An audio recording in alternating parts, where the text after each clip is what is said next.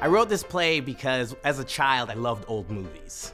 And a lot of these movies didn't have anyone that looked like me.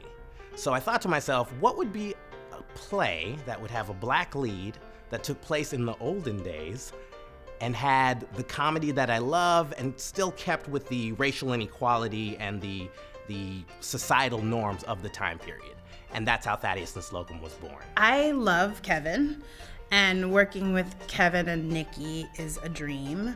And when Kevin invited me to a reading of this play, I begged him to be involved because it's full of adventure, it's full of theatricality, and it has something to say about our world now, and that for me is gold. Working on a new work is probably one of the greatest joys that you can have, because essentially it can't exist without collaboration. You don't have all of the answers, so it really puts you in the position to look around and ask other people like, hey, how do you interpret that? What does it mean? It's been so great because it's, it's based in Chicago in terms of the Beacon and the Majestic.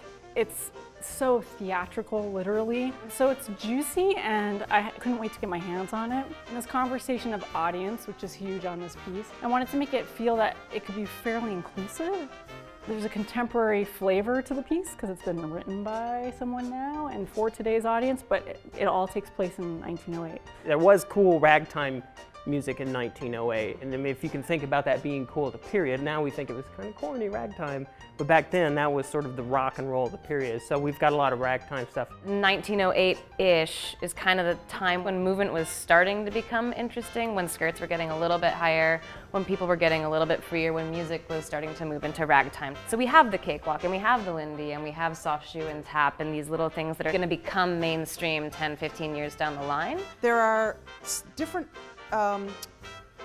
personal spaces to create, there are public spaces to create, and then there's this combination of those two spaces. And so as much as I want it to be super moody, I have to remember that it's a comedy. And that's going to be the challenge for me, I think, is finding the balance between creating these really cool, emotional environments and still helping us to feel and hear and understand the comedy. You tell a costume designer 1908, and then you tell the costume designer Vaudeville. Then you tell them like, ooh, fancy schmancy Chicago. I get an actual city, it is costume porn. We're balancing this very tricky issue of race and representation and society and absorption and colorism and the ugly portion of this blackface and representation and the words that they may be saying, balanced with the talent that it takes to actually do this stuff and the lovely costumes that they were often in.